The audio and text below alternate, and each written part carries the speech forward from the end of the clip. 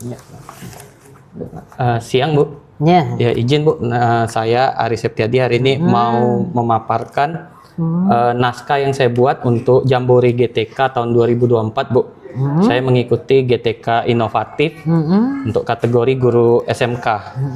Nah, saya untuk GTK inovatif tahun ini saya membuat naskah yang berjudul Rangkul Teman Bu. Ya. Jadi Rangkul Teman ini merupakan sebuah metode pembelajaran yang saya rancang untuk khususnya untuk mata pelajaran produktif di jenjang sekolah menengah kejuruan. Nah, ini Bu, jadi bisa dilihat juga di naskahnya. Jadi kalau di SMK ini kan tujuan pendidikan di SMK itu membentuk lulusan yang siap memasuki dunia kerja, dipekerjakan atau sebagai wira swasta. Nah, untuk memenuhi tujuan tersebut diperlukan percepatan dan peningkatan kompetensi peserta didik, serta asesmen yang baik untuk memastikan tercapainya tujuan pembelajaran yang diinginkan. Nah, jadi Rangkul Teman ini, metode pembelajaran yang saya rancang ini menggabungkan dua praktik, yaitu yang pertama praktik tutor sebaya dan assessment as learning. Jadi pada metode Rangkul Teman ini Bu,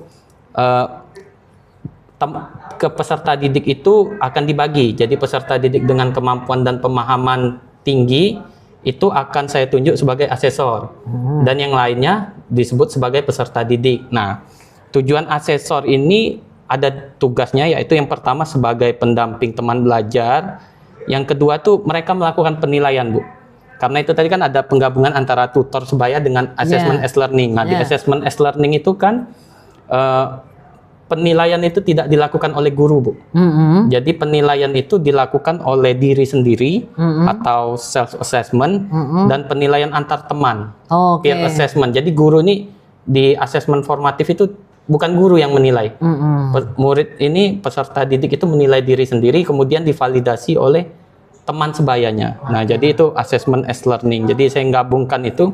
Nah, bagaimana saya gabungkan mereka bisa nilai diri sendiri dan teman sebayanya bisa menilai, itu saya buat. Jadi untuk setiap satu tujuan pembelajaran saya buat checklist pekerjaan Bu. Nah, jadi checklist pekerjaan ini ada tanggal, ada tujuan pembelajaran, kemudian ada nama dan nama asesor. Jadi dalam satu lembar ini diisi oleh dua orang Bu, diri sendiri dan asesor, peserta didik yang ditunjuk dengan asesor tadi Bu. Nah, jadi peserta didik itu boleh menilai diri sendiri. Oh, saya sudah bisa ini kan. Ini satu tujuan pembelajaran itu contohnya. Peserta didik mampu melakukan instalasi sistem operasi Windows XP pada aplikasi VirtualBox. Itu kan tujuan pembelajaran yang ingin dicapai pada hari itu. Nah, saya kemudian memecah tujuan pembelajaran itu jadi beberapa step langkah pekerjaan. Kalau contohnya ini kan ada 10. Nah, ini nah, jadi peserta didik itu saya sudah bisa berapa langkah, berapa step. Nah, dia nyonteng sendiri. Kalau dia belum bisa, biasanya kan anak-anak ini kalau belum bisa kan, Pak, gitu kan, Bu. Nah, kalau di sini saya menunjuk asesor ini, Bu. Jadi asesor ini fungsinya membantu, Bu, membantu peserta didik. Oh, kamu, karena asesor ini kan yang sudah lebih pintar sama sudah juga saya latih lebih dulu, Bu. Jadi, oh dia bantu, oh ini kamu sini. Nah, jadi harapannya setiap peserta didik itu tidak ada yang tertinggal Bu. Jadi dalam satu pertemuan setiap tujuan pembelajaran itu tidak ada yang tertinggal. Jadi semuanya mencapai tujuan pembelajaran. Nah, kalau sebelum penerapan metode Rangkul Teman ini, yang teacher learning center Bu, yang pembelajaran berpusat pada guru itu kan agak susah Bu. Apalagi di SMK kita ini kan satu kelas tuh 36 malah. Saya kan ngajar di kelas 10 TJKT 1 tuh 36. TJKT 2 tuh 35 Bu. Jadi kelas besar. Kalau cuman teacher learning center semuanya mengacu kepada guru kan gurunya kecapean Bu. Ini juga gurunya juga kelabakan. Sudah itu juga kadang-kadang kalau yang di lama itu peserta didik yang pintar ini kadang-kadang bosan kan. Dia sudah menyelesaikan duluan. Sisa waktunya dia bosan. Nah, sedangkan ada teman-temannya yang belum selesai itu kan harus kita akomodir juga Bu kan. Nah, akibatnya kalau itu yang pintar jadi bosan, yang belum menyelesaikan juga ujung-ujungnya jadi semakin tertinggal kan dia kan, waktu juga semakin lama. Nah, karena itu saya buat Rangkul Teman ini Bu. Jadi di dalam satu kelas itu guru tuh bukan cuma satu Bu, guru tuh ada banyak. Itu Bu. Nah, Salah satu bentuknya ini. Nah, untuk penentuan asesor sendiri saya ada 2 cara, Bu. Oke, gimana menentukannya? Jadi bukan hanya pertama dari ada asesmen awal, asesmen di awal tahun pelajaran itu kan, jadi saya sudah bisa memetakan siapa yang sudah fasih pakai komputer, siapa yang ternyata pakai komputer aja masih gagap gitu. Nah kemudian untuk pertemuannya itu, Bu, untuk penentuan asesor itu, kalau pekerja, saya melihat tujuan pembelajarannya dulu, Bu. Kalau contohnya tujuan pembelajarannya itu lumayan memerlukan pekerjaan yang panjang, maksudnya kompleks, contohnya merakit PC. Merakit PC kan kompleks, Bu, dari mulai penyusunan, identifikasi sampai merakit sampai nyoba. Nah, itu kan panjang prosesnya. Nah, kalau yang panjang prosesnya itu, asesor itu saya tentukan duluan, Bu. Jadi saya tentukan duluan dari hasil asesmen awal, yang lebih paham tadi, saya latih duluan, Bu. Jadi ketika masuk pembelajaran, mereka sudah siap langsung nyebar. Nah, tapi kalau contohnya untuk tujuan pembelajaran yang bisa diselesaikan dalam waktu cepat, contohnya membuat kabel yang simple, membakar kaset ke CD, membakar file ke CD, itu kan relatif mudah, Bu. Itu jadi asesor itu tidak saya tentukan, Bu. Jadi saya lihat di kelas, siapa yang selesai duluan dia langsung jadi asesor gitu, Bu. Jadi ada 2 cara dalam penentuan asesor. Nah, jadi setelah dicoba metode rangkul teman ini, ada beberapa tantangan yang saya temui, yaitu pertama tuh, Bu, ada peserta didik yang sudah ditunjuk sebagai asesor ini ternyata belum siap untuk membantu teman. Jadi mungkin dia pintar tapi dia communication skillnya kurang, Bu. Betul. Kemudian ada juga anak peserta didik ini yang akrab dengan anak tertentu saja. Jadi kadang-kadang kalau disuruh bantu ini nggak mau gitu. Ada kan beberapa masih kayak circle gitu kan. Kemudian ada juga peserta didik ini tidak mau, Bu, kalau dinilai sama teman, maunya dinilai sama guru. Ya, kalau dinilai sama teman mungkin dianggapnya remeh gitu kan. Nah, kemudian juga ada kalau khusus peserta didik dengan kebutuhan khusus itu tidak bisa dibimbing asesor, harus balik ke guru. Nah, kemudian saya sebagai guru juga memastikan bahwa semua peserta didik itu mendapatkan bantuan, baik oleh saya ataupun oleh asesor. Kemudian juga lembar checklist ini saya buat semaksimal mungkin mudah dipahami oleh peserta didik. Jadi dia bisa memahami langkah-langkah step-step dalam pekerjaannya. Nah, ini jadi kalau langkah-langkahnya seperti biasa, Bu, menentukan tujuan pembelajaran, buat modul, buat materi, peralatan dan perlengkapan. Kemudian saya menjelaskan tujuan pembelajaran di depan kelas. Saya jelaskan juga metode rangkul teman ini apa manfaatnya buat mereka. Nah, kemudian saya juga jelaskan dulu materi hari itu, saya jelaskan dulu di depan kelas, Bu.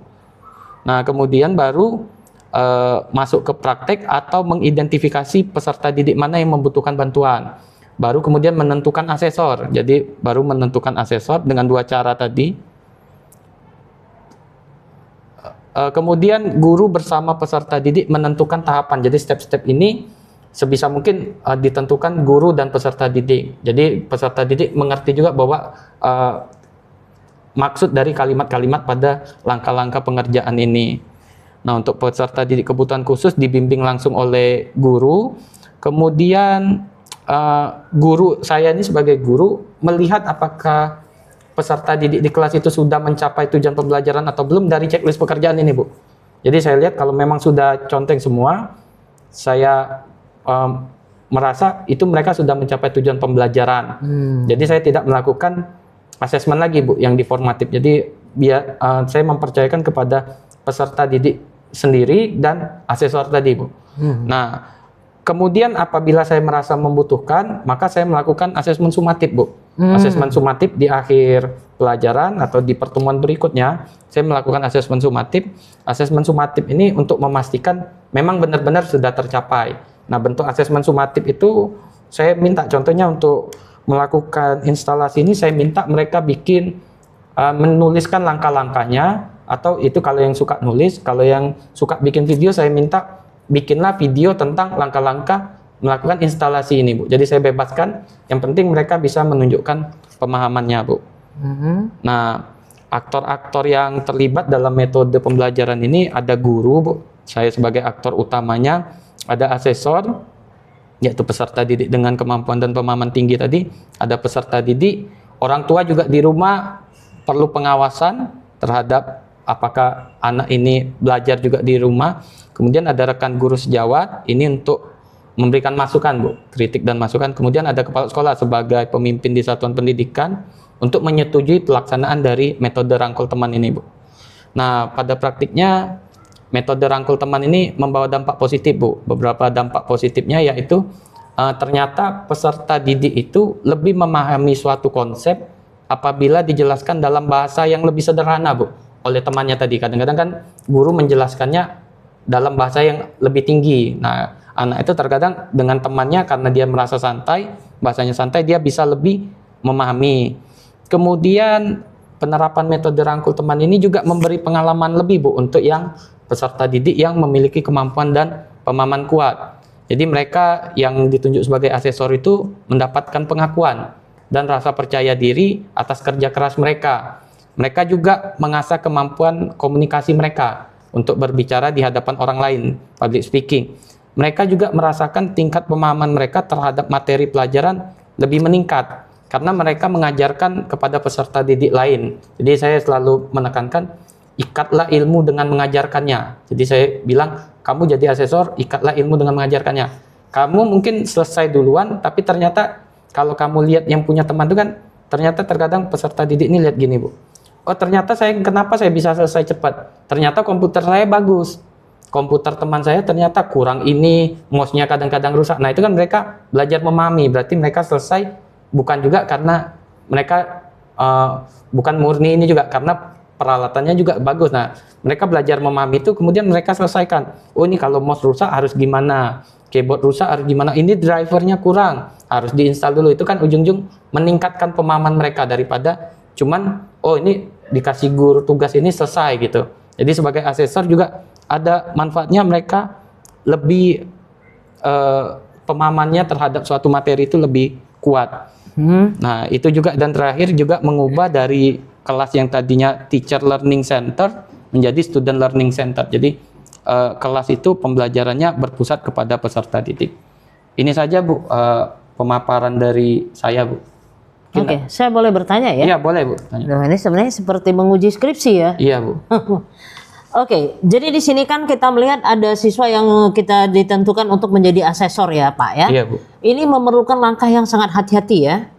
Tadi Bapak menyatakan bahwa mereka juga harus mempunyai kemampuan untuk berkomunikasi dan sebagainya. Iya Bu. Nah, apakah Bapak mempunyai satu perangkat selain kemampuan yang sudah memahami, maksud saya tadi, adakah Bapak mempunyai perangkat asesmen tersendiri untuk para asesor itu? Karena mengingat bahwa asesor yang akan Bapak gunakan untuk membantu teman ini sebenarnya selain memahami kemampuan teknis tentang apa saja yang mau dipelajari, ada sisi-sisi dalam pribadi dia itu yang bisa juga harus tergali dengan baik. Mohon maaf, Bapak tadi mengharapkan anak-anak bisa berkomunikasi dengan baik ya, menggunakan bahasa. Tetapi mohon maaf, kadang-kadang kan ada anak tuh yang lepas kontrol emosi. Misalnya akhirnya nanti terjadi kegaduhan. Misalnya, ini kan udah diajarin nih oleh asesornya, oke, tiba-tiba dia kesal atau apa, tiba-tiba dia mengatakan, mohon maaf ya, oh dah pakai bahasa Palembang ya, oh alangkah bengaknya kau nih, dah ketemu juga. Nah, jadi ada sisi-sisi psikologis juga yang barangkali memang, bukan barangkali ya, yang harus Bapak gali juga, sehingga seorang anak itu harus siap menjadi asesor. Yes, Ya. Ada sisi-sisi psikologis loh Pak, karena ada kecenderungan kita sebagai manusia, kalau wah saya mengajarin teman, mengajarin ini, maka akan timbullah rasa yang wah saya lebih nih dari teman saya. Nah itu sisi-sisi itu yang perlu Bapak jaga, sehingga metode rangkul teman ini tidak nanti justru di luar kelas, justru menimbulkan adanya gap-gap atau kelompok-kelompok atau circle-circle baru, ya Pak ya. Itu yang perlu diperhatikan untuk asesor. Nah, kemudian juga perangkat penilaiannya. Nah, kita seringkali menemukan bahwa saat kita diberi checklist, nah itu kontrol benar-benar ketelitian bahwa apa yang kita buat di checklist tadi memang sudah tampil saat anak tersebut menampilkan hasil pekerjaannya. Nah, di sini juga berarti asesor yang Bapak pilih juga harus memiliki tingkat ketelitian yang di atas rata-rata ya. Jadi saat dia, karena ada kecenderungan juga mungkin sekian persen dari asesor Bapak sudah dikerjain ya sudah. Ya. Nah, meskipun tadi Bapak bilang ada proses sumatifnya, ya, oke, itu tetap akan. Tapi jika itu nanti Bapak gali di proses sumatif, ibarat orang udah berjalan di perbatasan, nah mau balik ke langkah, oh ini ternyata ada yang terlewat dan ternyata ada beberapa asesor atau 1-2 asesor tuh yang ternyata, waduh, ini kurang teliti ya. Kok ternyata sumatifnya tidak menunjukkan hasil yang sudah dibuat di checklist tadi. Main mata dengan peserta tadi. Main mata atau ya seperti tadi kan, kasihan, ya sudahlah nih kayaknya belum ngerti-ngerti juga kawan aku nih. Ya sudahlah daripada aku terbebani begitu, ya. Nah, jadi itu poin untuk para asesor, Pak ya. Siap. Oke. Nah, kemudian untuk para peserta didik yang harus dibimbing oleh temannya yang kita sebut asesor tadi, Pak ya. Nah, dalam posisi dia harus dibimbing oleh temannya, dia harus punya kepercayaan diri bahwa dengan bimbingan misalnya saya, dengan dibimbing Pak Ari, saya memang bisa benar-benar memahami. Nah, bisa saja timbul ada anak-anak yang merasa bahwa kok dibimbing kawan saya ya, saya tidak mau, saya tidak mau dibimbing. Nah, itu kan bisa timbul dampak psikologisnya yang tidak maulah saya. Nah, dampak psikologis ini nanti bisa merambat, dia nanti bisa juga mengatakan, Pak Ari ini males nak ngajarin kami. Disuruhnya kawan-kawan saja. Nah, itu dari para teman-temannya yang akan dibimbing, ya Pak ya. Tapi saya yakin memang akan timbul nih temuan-temuan seperti itu. Nah, Pak Ari sudah harus bisa sebenarnya mengantisipasi. Secara secara psikologis murid kita ini masih lebih percaya dengan guru. Nah, itu Pak Ari. Itu yang agak susah kita menggesernya kan. Kalau apa-apa kan pengalaman kita saja dulu kan. Nah, kalau apa-apa rasanya tidak puas kalau guru yang belum kasih nilai. Nah, itu dari proses untuk mereka yang belajar dengan asesor. Nah, kemudian untuk suasana pembelajarannya sendiri, berarti ini kan nanti mereka akan dibuat kelompok-kelompok ya Pak Ari ya. Akan di kelompok.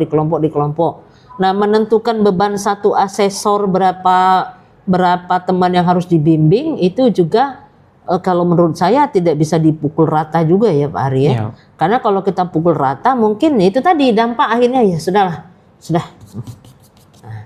Jadi mungkin dalam pembagian ini misalnya kelompok ini kita kembali lihat kapasitas tingkat kesabaran, tingkat ini dari seorang asesor gitu. Kalau masukan saya ya. Jadi Pak Ari nggak bisa langsung saya punya 10 asesor. Murid saya ada 20. Berarti satu asesor saya bagi rata. Nah, ini sebenarnya nanti timbulnya agak bahaya juga Pak Ari ya. Emang yang paling enak tuh bagi rata kan itu. Ayo sama si Ali asesornya. 1, 2, 3, 4, 5 sama si Ali, sama si Andi asesornya. Nah, begitu. Itu ya kalau sejauh ini yang saya lihat dari proses pembelajarannya Pak Ari. Tapi sebenarnya ini proses pembelajaran ini mengingatkan saya pada proses kolaborasi yang seperti yang pernah saya baca itu yang diterapkan di Finlandia. Jadi mereka seperti itu. Mari kita belajar bersama-sama, yang lebih tahu memberitahu yang masih belum tahu gitu. Oke. Itu kalau saya lihat dari teknisnya ya Pak Ari ya. Iya Bu, terima kasih Bu masukannya Bu. Nanti itu juga saya untuk perbaikan lebih lanjutnya. Jadi maksud saya Pak Ari jangan hanya bertumpu pada kemampuan teknis seorang asesor, tapi Pak Ari bisa berkolaborasi mungkin dengan guru bimbingan konseling bagaimana ya mengukur sisi-sisi psikologis seseorang, bisakah dia berbagi dengan orang lain, memberikan materi pembelajaran untuk orang lain, dan mungkin juga melihat tingkat kesabarannya, bagaimana mengukurnya. Nah, saat Pak Ari sudah melihat ada satu kemampuan teknis penguasaan materi yang bagus, Pak Ari juga sudah punya data mengenai dampak sisi psikologis murid itu, nah baru Pak Ari bisa mengatakan, oh ya yang ini teknisnya bagus, psikologisnya oke, maka kita tempatkan jadi asesor. Tapi ini teknisnya bagus, tapi secara sisi psikologisnya kurang bagus, mungkin belum bisa saya jadikan asesor. Atau ada sisi anak tuh yang dia psikologisnya oke, tapi kalau materi dia seperti kata Pak Ari, wah tidak bisa saya jelaskan pada orang lain. Itu aja mungkin ya masukan dari saya ya Pak Ari ya. Iya, terima Karena kasih. ini akan melibatkan sesuatu yang sifatnya skills, keterampilan, tapi juga ada aspek psikologis atau kejiwaan dari seorang anak begitu. Berarti untuk penentuan asesor mungkin kalau sudah beberapa kali itu mungkin saya perlu penilaian sikap juga kali. Betul ya. Karena takutnya dengan ada apa yang kita kembangkan ini justru nanti keluar di luar kelas itu terbentuk lagi gap baru. Wah, ini asesor, ini yang ini gitu kan. Nah, kalau yang lain-lain saya rasa sudah bisa dilaksanakan. Tapi lebih pada kita menganggap bahwa keterampilan, soft skill, hard skills, kemudian sudut-sudut kejiwaan anak itu juga harus bisa kita gali dengan baik gitu. Iya, Bu. Ya. Oke ya, itu aja ya Pak Ari ya. Terima kasih ya Pak Ari. Iya. Ya, insya Allah bisa melangkah lebih baik lagi dengan segala perbaikan ya Pak Ari ya. Iya, terima kasih. Oke. Selesai.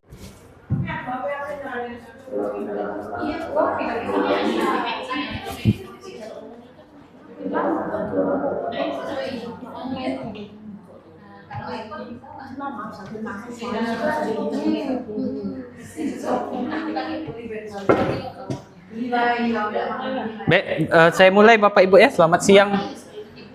Oh iya, enggak ada ibu-ibu. Iya, selamat siang ibu-ibu.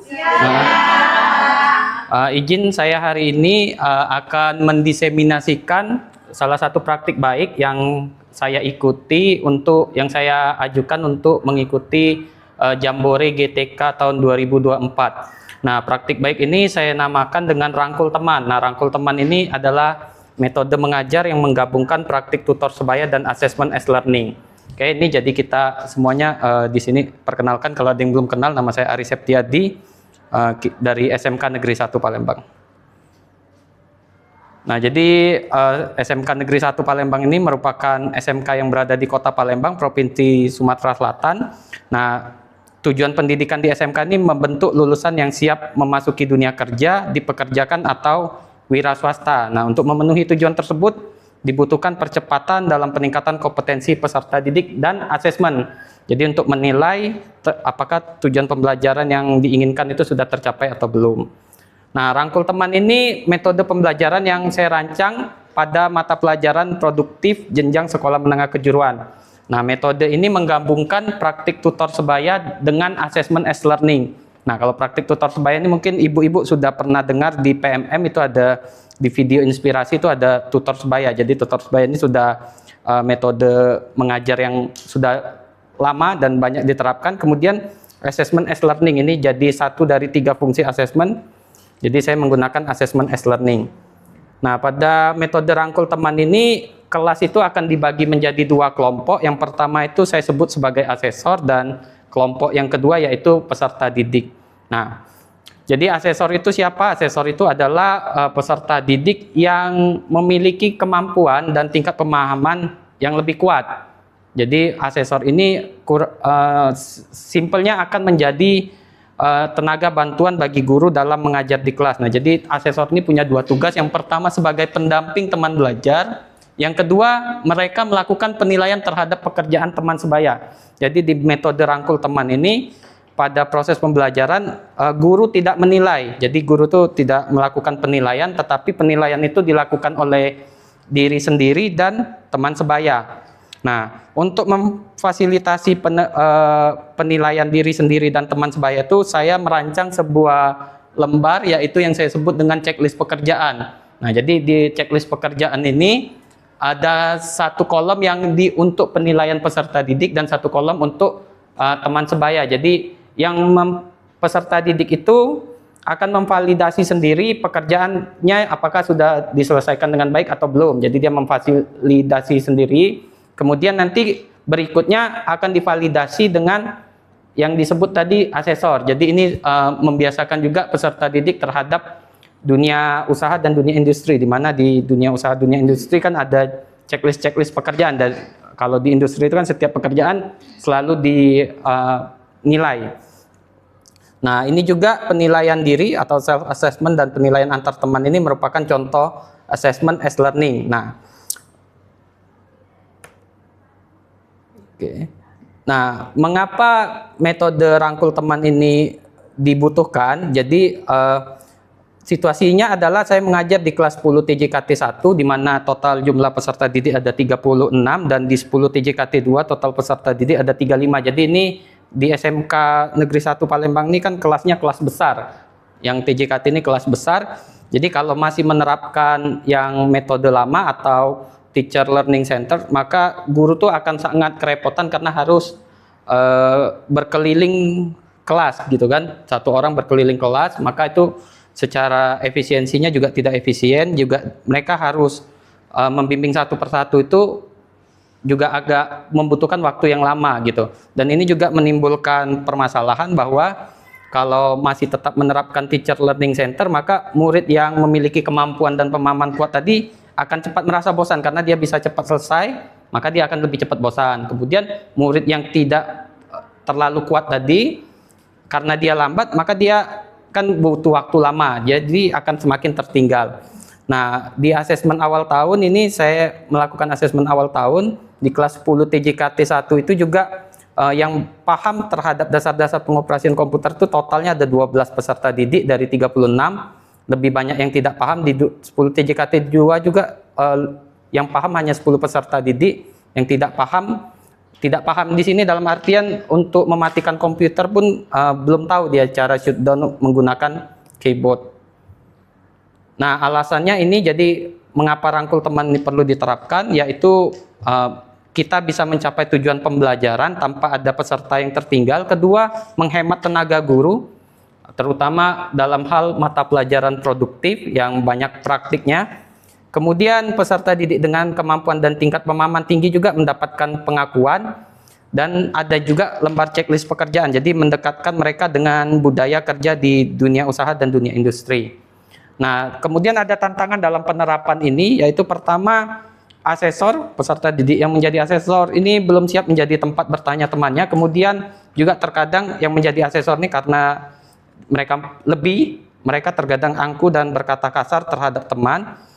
Dan yang ketiga juga kadang-kadang tidak membimbing. Jadi mereka bukan membimbing seperti guru, tapi malah mengerjakan pekerjaan temannya. Oh, sini aku mengerjakan, bukan dibimbing. Maksudnya kan bukan mengerjakan pekerjaan orang lain, tapi membimbing.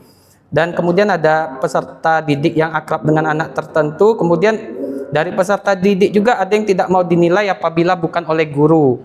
Nah, kemudian untuk kebutuhan khusus juga tetap harus dibimbing oleh guru, dan checklist pekerjaan ini harus menggambarkan pekerjaan dari awal sampai akhir. Jadi ini tantangannya. Nah, untuk aksinya ini dibagi dalam 4 tahap. Yang pertama, asesmen awal pembelajaran. Nah, asesmen awal pembelajaran ini untuk melihat kesiapan peserta didik terhadap materi yang akan diajarkan. Yang kedua adalah perencanaan pelaksanaan pembelajaran. Dan yang ketiga ada pembelajaran, dan yang keempat ada asesmen sumatif untuk memastikan tercapainya tujuan pembelajaran. Nah, ini asesmen awal pembelajaran ini, jadi tadi sudah ada asesmen awal tahun, ini asesmen awal pembelajaran. Di asesmen awal pembelajaran ini saya menggunakan pertanyaan-pertanyaan sederhana. Contohnya, siapa yang tahu mengenai kabel cross track, siapa yang tahu apa itu sistem operasi. Nah, dari sini kan bisa disaring juga siapa yang akan dipilih menjadi asesor, harapannya gitu. Kemudian yang tahap kedua ini perencanaan pelaksanaan pembelajaran. Ini mulai dari menentukan tujuan pembelajaran, membuat modul, mempersiapkan materi pembelajaran, lembar checklist tadi, kartu pengenal asesor, perlengkapan yang dibutuhkan, dan lain-lain. Nah, untuk juga perencanaan pelaksanaan pembelajaran ini, untuk penentuan asesornya juga dilaksanakan. Jadi untuk menentukan murid yang akan menjadi asesor itu ada 2 cara. Pertama, jika pembelajaran hari itu terbilang sulit, maka saya menunjuk asesor secara langsung dan memberikan pelatihan singkat sebelum pembelajaran dimulai. Namun apabila praktik pembelajaran pada hari itu terbilang mudah atau dapat diselesaikan dengan cepat, maka asesor dapat dipilih langsung dari siapa yang menyelesaikan praktik. Nah, ini contohnya pelatihan asesor yang dilakukan jadi untuk beberapa bisa langsung tunjuk langsung atau atau bisa juga melihat siapa yang selesai kemudian duluan. Nah, jadi di tahap 3 pembelajaran ini, jadi seperti biasa, tujuan pembelajaran dijelaskan, kemudian menjelaskan metodenya, kemudian menjelaskan materi, guru tetap menjelaskan materi dulu, pendahuluan. Kemudian peserta didik juga bersama-sama dengan guru menentukan tahapan pekerjaan dan melakukan identifikasi, dan baru melanjutkan ke proses pembelajaran. Nah, ini contoh proses pembelajaran. Nah, yang kalung merah ini adalah asesor, yang disebut dengan asesor. Nah, ini jadi mereka membimbing peserta didik yang lain. Jadi, nah dalam hal ini kan untuk pekerjaan kelompok ini akan sangat sulit kalau guru harus membimbing satu persatu. Karena itu dengan bantuan asesor harapannya tugas dari guru akan lebih mudah. Nah, untuk asesmen sumatif itu sebenarnya bisa mengkonfirmasi dari lembar checklist yang sudah diisi dan sudah validasi oleh asesor, bisa dicek lagi oleh guru. Kemudian untuk asesmen sumatif juga bisa menggunakan dalam bentuk produk, itu bisa saya memperbolehkan peserta didik untuk membuat dalam bentuk video, tulisan ataupun mungkin poster. Namun di sini belum pernah ada yang membuat poster, biasanya video dan tulisan. Nah, ini saja pemaparan dari saya. Atas perhatian ibu-ibu saya ucapkan terima kasih.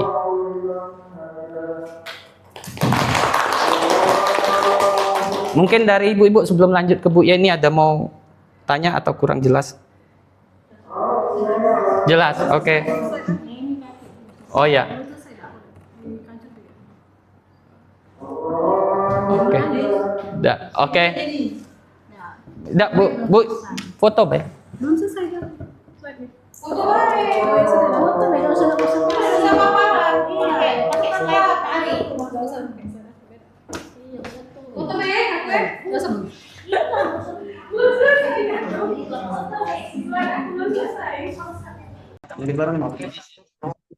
Oke, siap.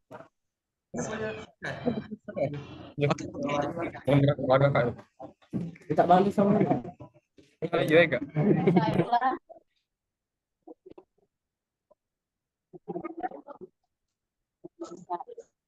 Temut, Bu.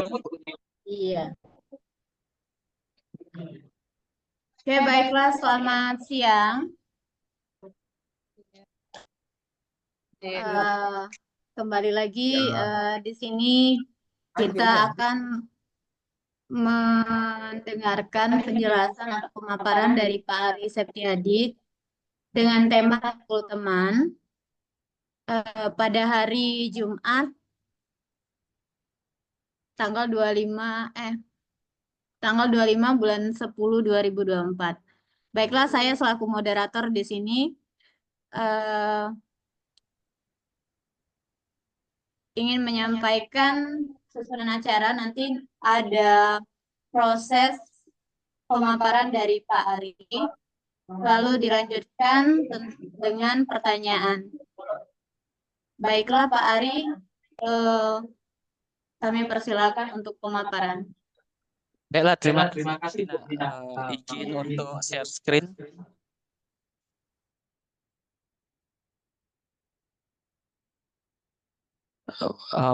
Baik, apakah tampil, Bu?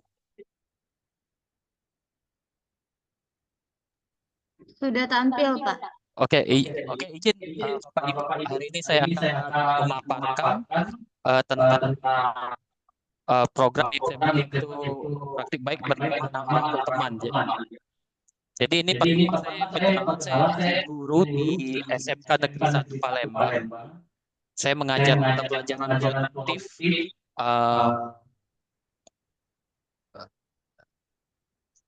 Boleh dimatikan speaker. Ini. Oke. Ini. Ya, jadi saya mengajar mata pelajaran produktif. Nah, untuk ini Rangkul Teman ini adalah metode pembelajaran yang saya buat untuk ketika saya mengajar di mata pelajaran produktif di SMK Negeri 1 Palembang. Nah, SMK Negeri 1 Palembang ini salah satu sekolah SMK yang berada di Kota Palembang di Provinsi Sumatera Selatan. Nah, ini untuk rangkul teman ini jadi metode pembelajaran yang saya rancang untuk digunakan pada mata pelajaran otomatis. Nah, metode rangkul teman ini menggabungkan tutor sebaya dengan asesmen e-learning.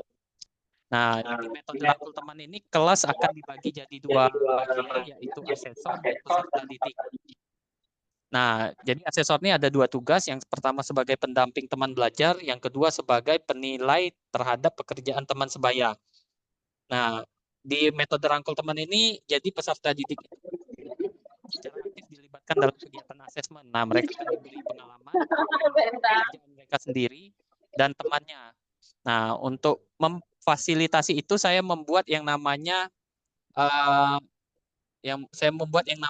checklist pekerjaan. Nah, checklist pekerjaan ini adalah untuk bagi peserta didik untuk menilai diri dia sendiri dan untuk menilai untuk menilai pekerjaan dari temannya. Nah, ini contoh checklist pekerjaannya.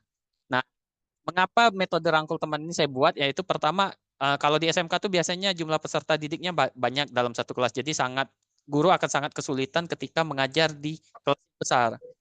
Nah, jadi juga ini kalau umpamanya seringkali guru juga sering kehabisan suara dan kelelahan ketika mengajar di kelas. Jadi mungkin tujuan pembelajarannya akan lebih lama tercapai apabila cuma mengandalkan dari guru. Guru hanya sendirian yang itu.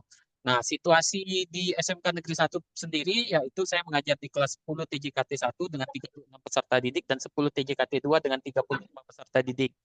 Nah, hasil asesmen di awal tahun pembelajaran ini menunjukkan bahwa dari jumlah peserta didik tersebut itu sebenarnya banyak peserta didik yang bahkan untuk menggunakan komputer sehari-hari itu juga masih belum paham gitu. Bisa dilihat dari hasil asesmen ini di bawah ini. Nah, tantangan dalam menjalankan metode rangkul teman ini antara lain yang pertama asesor ini karena dari peserta didik terkadang belum menjadi tempat bertanya, terkadang juga angku dan berkata kasar terhadap teman, kadang-kadang juga tidak membimbing tapi mengerjakan. Kemudian ada juga anak yang ternyata akrab dengan anak tertentu saja. Nah, beberapa peserta didik juga ternyata tidak mau dinilai apabila bukan oleh gurunya, gitu. Nah, lalu ini jadi tahapan yang dilakukan dalam pembelajaran. Yang pertama, asesmen awal pembelajaran. Yang kedua, perencanaan pembelajaran. Dan yang ketiga, pembelajaran itu sendiri. Dan tahap 4 itu asesmen sumatis. Nah, di asesmen awal pembelajaran ini, jadi asesmen awal ini seperti menanyakan kesiapan peserta didik tentang pemahaman yang sebelumnya tentang materi yang akan diajarkan. Nah, asesmen awal pembelajaran ini bisa dilakukan pada akhir pembelajaran sebelumnya atau pada awal pembelajaran pada hari itu. Nah, hasil asesmen ini juga digunakan untuk menentukan asesor. Jadi siapa yang nanti akan jadi asesor ditentukan di asesmen awal pembelajaran. Nah, yang kedua ini perencanaan pelaksanaan pembelajaran. Ya, perencanaan ini seperti buat modul, menyiapkan materi pembelajaran, checklist pekerjaan, kartu asesor juga disiapkan, dan peralatan dan perlengkapan yang dibutuhkan. Nah, pada tahap 2 ini perencanaan pelaksanaan pembelajaran ini juga menentukan asesor. Nah, jadi saya menentukan asesor itu ada dua cara. Yang pertama, kalau pembelajaran pada hari itu terbilang sulit, maka asesor itu akan saya latih lebih dulu. Jadi akan saya tunjuk langsung, saya latih lebih dulu. Nah, jika pembelajaran pada hari itu terbilang mudah, maka asesor ini bisa saja tidak saya pilih, tetapi saya pilih dari peserta didik yang yang cepat, yang pertama kali menyelesaikan praktik pada hari itu. Nah, ini gambarannya penentuan asesor. Kemudian untuk pembelajarannya yang pertama seperti berdoa, kemudian guru menjelaskan tujuan pembelajaran, guru mengabsen kelas, melihat kondisi kelas, kemudian guru juga menjelaskan dulu, habis itu baru memulai pembelajaran. Jadi dalam pembelajaran ini guru nanti selama proses pembelajaran itu guru sifatnya akan sebagai pengamat gitu, pengamat dan fasilitator yang memfasilitasi peralatan-peralatan. Nah, jadi peserta didik akan sesuai dengan penjelasan guru di awal akan melaksanakan praktik secara mandiri dan mereka akan menilai pekerjaan mereka melalui checklist pekerjaan. Nah, kemudian ketika checklist pekerjaan itu selesai akan divalidasi oleh asesor tadi. Nah, asesor itu juga kadang-kadang kalau murid ini memiliki kesulitan bisa meminta tolong terhadap asesor karena asesor telah dilatih oleh guru. Nah, ini tahap 3 pembelajaran gambar-gambarnya. kemudian tahap 4 itu asesmen sumatif. Jadi asesmen sumatif nih guru itu kan tadi peserta didik telah menyelesaikan pembelajarannya. Nah, jadi di asesmen sumatif ini saya sebagai guru itu mengkonfirmasi apakah memang benar sudah selesai, sudah paham atau belum. Nah, bentuk mengkonfirmasinya itu bisa dari checklist pekerjaan itu diwawancarai lagi atau dicek pekerjaannya lagi, bisa juga dalam bentuk penugasan. Penugasan seperti contohnya minta peserta didik membuat video tutorial atau membuat menulis tutorial tentang pekerjaan hari itu. Nah, ini adalah hasil refleksi yang saya lakukan, yaitu untuk menguji apakah rangkul teman ini efektif atau tidak. Ini contohnya pada membuat kabel jaringan internet tipe cross. Ini pada tanggal 1 Oktober dan 2 Oktober. 1 Oktober itu di kelas 10 TJKT, kemudian di 2 Oktober itu di kelas 10 TJKT 2. Nah, dengan rangkul teman dalam waktu 3 jam pelajaran itu dari 34 peserta yang hadir itu 34-nya menyelesaikan, mencapai tujuan pembelajaran. Nah, jadi tidak ada yang tertinggal. Nah, kemudian ada lagi kalau di ini contohnya TLC ini yang Teacher Learning Center, berarti ini saya sebagai guru mengajar sendiri gitu. Nah, itu juga dari 33 peserta didik yang hadir yang mencapai tujuan pembelajaran itu ada 21. Nah, kenapa ada yang belum mencapai ini? Karena pembimbingannya kan dilakukan oleh satu orang. Jadi tidak dalam 3 jam pembelajaran itu terpaksa saya harus keliling gitu kan satu-satu. Karena itu waktu yang dibutuhkan mungkin bisa lebih dari 3 jam pelajaran, bisa lagi contohnya 2 pertemuan gitu. Nah, ini juga ada satu lagi, menginstal sistem operasi Windows 7. Nah, ini juga menunjukkan bahwa dengan metode rangkul teman itu tujuan pembelajaran itu bisa dicapai dalam waktu yang singkat dan semuanya juga mencapai tujuan pembelajaran tanpa ada yang tertinggal. Nah, untuk metode rangkul teman ini telah saya diseminasikan kepada kepala sekolah dan rekan sejawat di SMK Negeri 1 Palembang dan melalui webinar hari ini. Nah, penutupnya saya harap mungkin metode rangkul teman ini bisa menjadi salah satu alternatif bagi guru yang mengajar di kelas besar, apalagi guru kejuruan, guru mata pelajaran produktif yang mengajar di SMK. Nah, harapannya juga nanti metode rangkul teman ini bisa dikembangkan lagi sesuai dengan karakteristik peserta didik di masing-masing sekolah. Itu saja presentasi dari saya. Terima kasih. Semoga pemaparan ini membawa kebaikan bagi kita semua.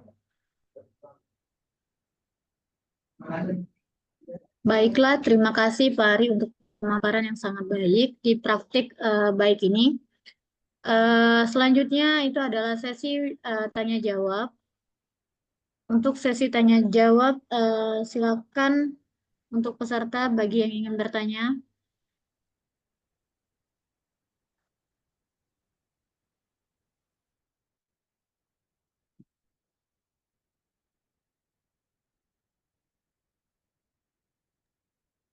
Mungkin dari chat dulu aja Bu ya. Iya. Ya, ini jadi dari chat ini ada yang bertanya.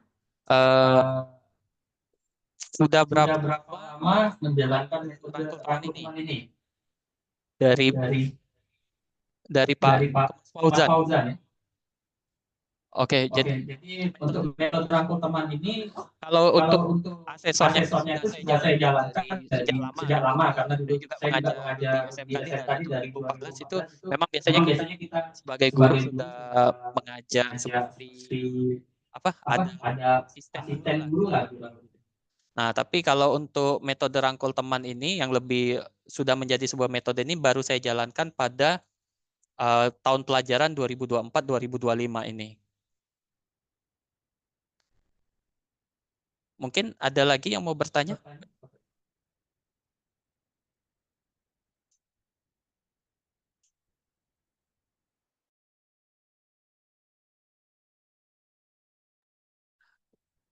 Baiklah, mungkin sudah cukup. Bu Dina. Baiklah, untuk pemaparan kita hari ini sudah sampai di akhir. Semoga bermanfaat untuk kita semuanya. Sebelum kami akhiri, jangan keluar dulu ya. Kita ambil capture dulu. Tolong Mas Keanu dan Bu Umda dibuka kameranya.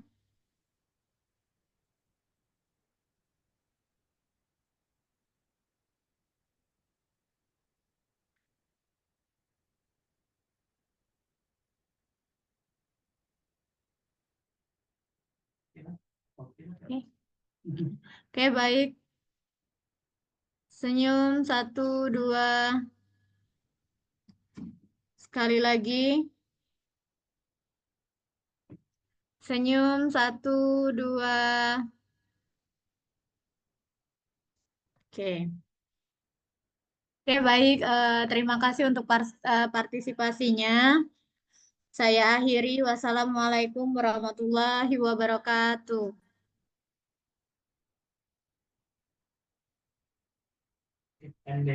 Hmm.